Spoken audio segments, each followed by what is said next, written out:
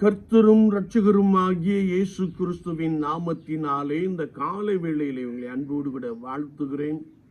உங்களுக்கு கிருபையும் தேவ சமாதானமும் உண்டாவதாக. இந்த நாளிலும் கர்த்தருடைய ஆவியானவர் நமக்கு கொடுக்கின்ற வார்த்தை சங்கீதம் 1:6 நாம் வாசிக்கின்ற பொழுது, கர்த்தர் நீதிமான்களின் வழிகளை அறிந்திருக்கிறார் என்று கர்த்தருடைய வார்த்தை சொல்லுகிறது.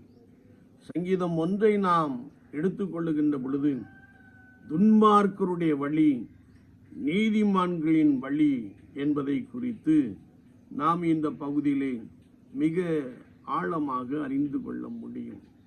துன்மார்க்கர்கள் காற்று பறக்கடிக்கும் பதரை போல் இருப்பார்கள், அவர்கள் நிலை நிற்பதில்லை என்பதாக நாம் பரிசுத்த வேதாமத்திலே மிக தெளிவாக அறிந்து கொள்ள முடியும்.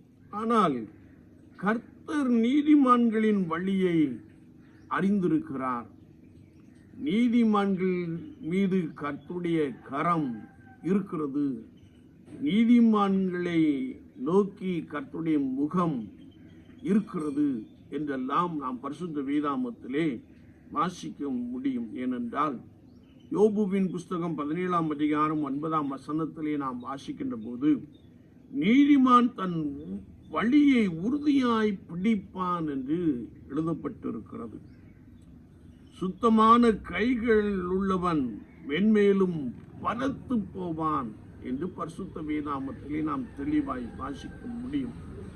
அக்கிரமமும் பாவமும் நிறைந்த இந்த உலகத்திலே, துன்மார்க்க ஜீவியம் நிறைந்த இந்த உலகத்திலே ஆண்டவர் நம்மை நீதிமான்களாய் வாழும்படியாய் அழைத்திருக்கிறார். யாரெல்லாம் கர்த்தருக்கு முன்பதாக நீதிமான்களாய் காணப்படுகிறார்களோ அவருடைய வேர் துளிக்கும் என்று கர்த்தருடைய வசனம் சொல்லுகிறது.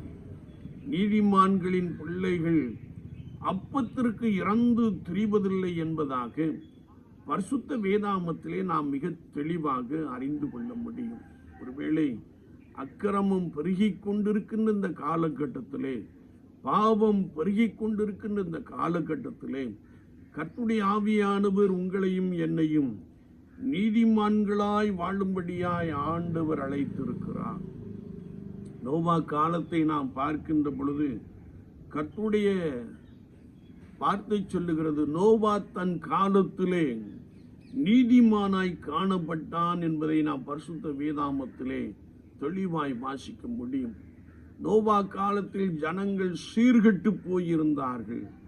ஜனங்களின் நினைவின் தோற்றமெல்லாம் நித்தமும் பொல்லாததாய் காணப்பட்டது. நோவா காலத்திலே பாவம் பருகிக் கொண்டே இருந்தது. கர்த்தர் செல்லத்தினாலே உலகத்தை அழித்தார். நோவாவையும் அவனுடைய குடும்பத்தையும் பாதுகாத்து கொண்டார் என்பதை நாம் நன்றாய் அறிந்திருக்கிறோம். என்னை கேட்டுக்கொண்டிருக்கிற என் அன்பு சகோதரனே, சகோதரியே, நோவா காலத்தில் நடந்தது போல மனுஷகுமாரன் வரும் நாளிலும் நடக்கும் என்ற வார்த்தையின்படி இன்றைக்கு நாம் காண்கின்ற உலகம் துன்மார்க்கத்திலும் அக்கிரமத்திலும் பாவத்திலும் பலத்து போயிருக்கிற செயல்பாடுகளை நாம் நன்றாய் அறிந்திருக்கிறோம். ஒருவேளை பாவம் நிறைந்த இந்த உலகத்தில் தான் ஆண்டவர் உங்களையும் என்னையும் பரிசுத்தவான்களாய் நீதிமான்களாய் வாழும்படியாய் தெரிந்து கொண்டிருக்கிறார் என்பதை நாம் ஒருபோதும் மறந்துவிட வேண்டாம். அன்றாட ஜீவியத்திலே கர்த்தருக்கு முன்பதாக நாம் நீதிமான்களாய் காணப்படுகின்ற பொழுது, சங்கீதம் 34:15 நாம் வாசிக்கிறோம், கர்த்தருடைய கண்கள் நீதிமான்கள் மேல் நோக்கமாயிருக்கிறது என்ற வார்த்தையின்படியே ஆண்டவர் உங்கள் மேல் நோக்கமாயிருந்து உங்களை பலுகவும் பெருகவும் பண்ண போதுமானவராக இருக்கிறார். நீதிமானுக்கு வரும் துன்பம் அநேகமாயிருக்கும், ஆனால் அவைகள் எல்லாவற்றிலிருந்தும் கர்த்தர் அவனை விடுவித்து அவனை உயர்த்துவார், ஆசீர்வதிப்பார் என்று வசனம் மிக ஆழமாக கற்றுக் கொடுக்கிறது. எனவே இந்த உலக வாழ்க்கையிலே நான் கர்த்தருக்கு முன்பதாக நீதிமான்களாய் வாழ்ந்து கொண்டு இருக்கிறோமா? வேதம் சொல்லுகிறது, நீதிமான்களின் வழியை கர்த்தர் அறிந்திருக்கிறார். ஒவ்வொரு நாளும் கர்த்தருக்கு முன்பதாக நீதியோடும் நியாயத்தோடும் நாம் வாழுவோம். கர்த்தர் உங்களை அறிந்திருக்கிறார். அவர் உங்களை ஆசீர்வதிப்பார். அவர் உங்களிடத்திலே காணப்படுகிற பலவீனங்களை நீக்கி போடுவார். உங்களுக்குள்ளே ஒரு புது பலத்தை கொடுப்பார்.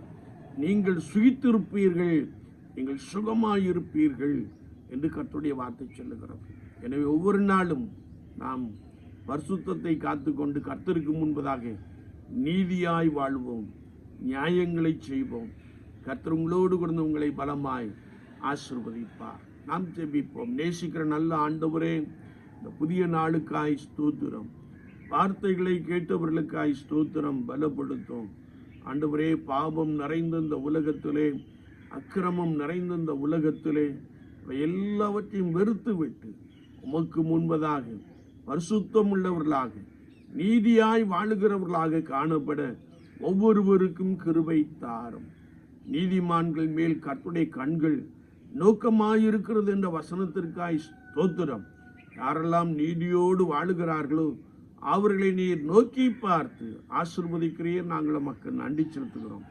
கிருபையும் சமாதானமும் ஒவ்வொருவரையும் பலமாய் நிரப்பட்டும். இயேசுவின் நாமத்தில் பிதாவே, ஆமீன், ஆமீன்.